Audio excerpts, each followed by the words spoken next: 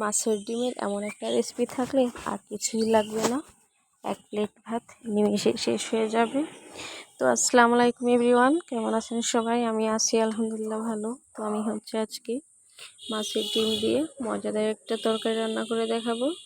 তো যে মাছের ডিমের পরিমাণটা একেবারেই কম ছিল, আর ডিমটা আমি একটু চামচ দিয়ে ভালো করে একটু গুলিয়ে গুলিয়ে নিচ্ছি।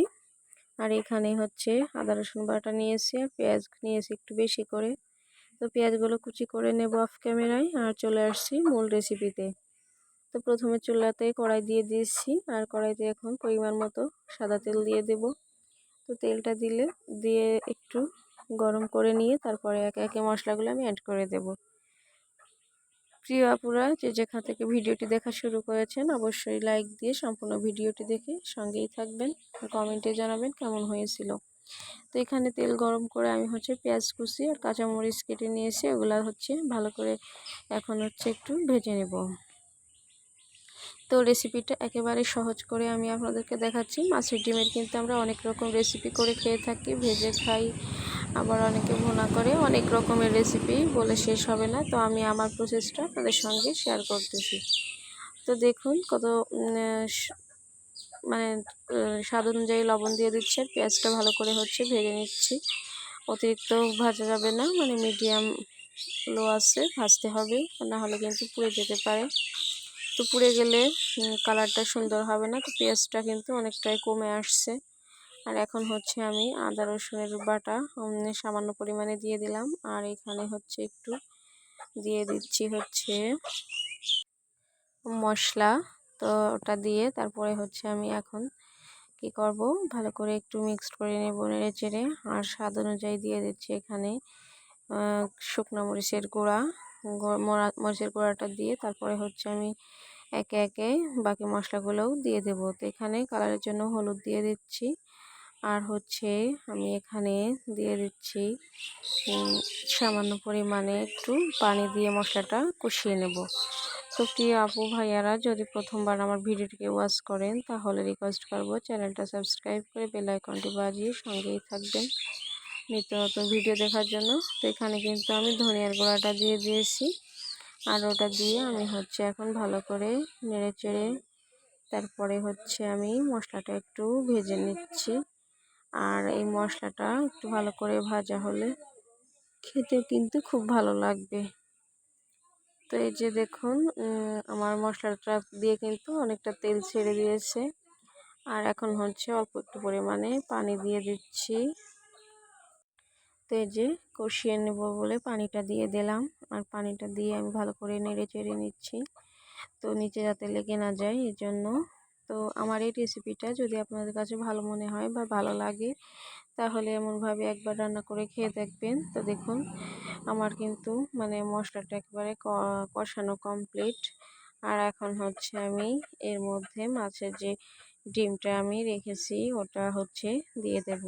তো আমার মশলাটা কিন্তু উপর থেকে একেবারে তেল চলে আসছে, আর এখন মাছের ডিমটাও দিয়ে দিয়েছি। তো দেখুন মাছের ডিমটা দিয়ে আমি ভালো করে নেড়ে চেড়ে সুন্দর করে মিক্সড করে নেব মশলাগুলোর সঙ্গে। তো আমার এই মাছের ডিমের রেসিপিটা অনেক মজা হয়েছিল। আপনারা কিভাবে করেন জানি না, তো আমি এইভাবে করে দেখলাম, অনেক ভালো লাগে খেতে। এটা কিন্তু অনেকে ভাজি করেও খাই, তো সবটাই মজা লাগে। তো আমি একটু অন্যরকম করে করলাম। তো এখন আমি একটু খুন্তি দিয়ে ভালো করে মাছের ডিমটা দেওয়ার পরে কিন্তু দলা দলা হয়ে যায়, ওগুলা ভেঙে নিলাম। আর এখানে দেখুন একটা তেজপাতা দিয়ে দিলাম 2 টুকরা করে।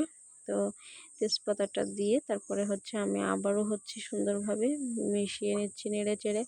দেখুন মাছের ডিমটা কিন্তু সিদ্ধ হওয়ার সাথে সাথে কেমন শুকনা শুকনা আর দলা দলা একটা ভাব চলে আসছে, এই জন্য একটু ভালো করে নেড়ে চেড়ে এটা ভেঙে নিতে হবে। তো প্রিয় আপুরা হয়তো ভিডিওটি দেখতে দেখতে পর্যায়ে চলে আসছেন, এখনও লাইক দেননি, প্লিজ একটা লাইক দিয়ে দিবেন। আপনাদের একটা লাইক আমার ভিডিওটি সবার মাঝে পৌঁছাতে অনেক হেল্প করে। তো দেখুন এখানে একটু অল্প পরিমাণে পানি দিয়ে দিয়েছি, আর পানিটা দিয়ে আমি সুন্দরভাবে আরও কিছুক্ষণ নেড়ে চেড়ে নিচ্ছি। তো এখন একটু এভাবে রেখে দেব কিছুক্ষণ, মানে একটু কষানো হবে। আর আগে কিন্তু আমি মশলাটা সুন্দর করে ভেজে কষিয়ে নিয়েছিলাম, দেখেছেন। আর এখন মাছের ডিমটা দিয়েছি, এই জন্য অল্প একটু পরিমাণে দিয়ে দিলাম, যাতে করে মশলার সাথে ভালো করে একটু মিক্সড হয়ে যায় আর যাতে কোনো রকম কাঁচা বা দলা না থাকে এই জন্য। তো দেখুন আমার রেসিপিটা কিন্তু আমি সুন্দরভাবে একটু কষিয়ে নিচ্ছি একবার ভাজা ভাজা করে, কারণ মাছের যাতে একটা উগ্র যে ফ্লেভার থাকে ওটা যাতে না থাকে, মানে অন্যরকম একটা ফ্লেভার হবে, খেতে অনেক ভালো লাগবে, সেই জন্য একটু সুন্দরভাবে একটু ভেজে ভেজে নিয়ে কষিয়ে নিচ্ছি। তো দেখুন আমি কিন্তু এটাকে একেবারে শুকিয়ে নিয়ে ভাজা ভাজা করে কষিয়ে নিচ্ছি, কারণ এভাবে করলে খেতে অনেক ভালো লাগবে এর জন্য। আর এখনও অল্প একটু পরিমাণে পানি দিয়ে দিলাম, তো পানিটা দিয়ে আমি আবারও কিছুক্ষণ নেড়ে চেড়ে নিচ্ছি। তো আমার এই প্রসেসটি যদি আপনাদের কাছে ভালো লাগে তাহলে একবার হলে ট্রাই করবেন আর সবার মাঝে একটু শেয়ার করে দেবেন আমার ভিডিওটা। তো আমি আর একটু মানে পানি দিয়ে এখন হচ্ছে ভালো করে এটা বলক করে রান্না করে নেব। তো আমার এই রান্নাটা কিন্তু প্রায় মাঝামাঝিতে চলে আসছে, আর কিছুক্ষণ রান্না করলেই আমার রান্নাটা কমপ্লিট হয়ে যাবে। তো এরকম অল্প কিছু মশলা দিয়ে যদি এরকম মাছের ডিম ঘরে থাকে তাহলে তো কথাই নেই, করে নিতে পারবেন। আর যদি ইলিশ মাছের ডিম হয় তাহলে রেসিপিটা আরও বেশি সুস্বাদু হবে, কারণ ইলিশ মাছের ডিমটা আরও বেশি মজা হয় খেতে। দেখুন সুন্দর করে বলক উঠে আসছে, আর আমি হচ্ছে নেড়ে চেড়ে দিচ্ছি যাতে করে নিচে লেগে না যায়, কারণ ডিমটা কিন্তু নিচে লেগে যাওয়ার সম্ভাবনা থাকে, এই জন্য হচ্ছে আমি একটু সাবধানে নেড়ে চেড়ে দিচ্ছি।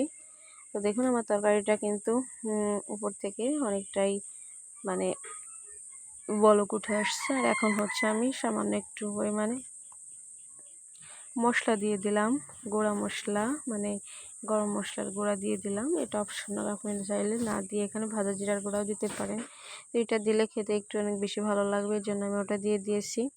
আর ঝালটাও একটু বেশি পরিমাণে দিয়ে দিয়েছিলাম, কারণ মাছের ডিম ঝাল হলে একটু মানে খেতে ভালো লাগবে।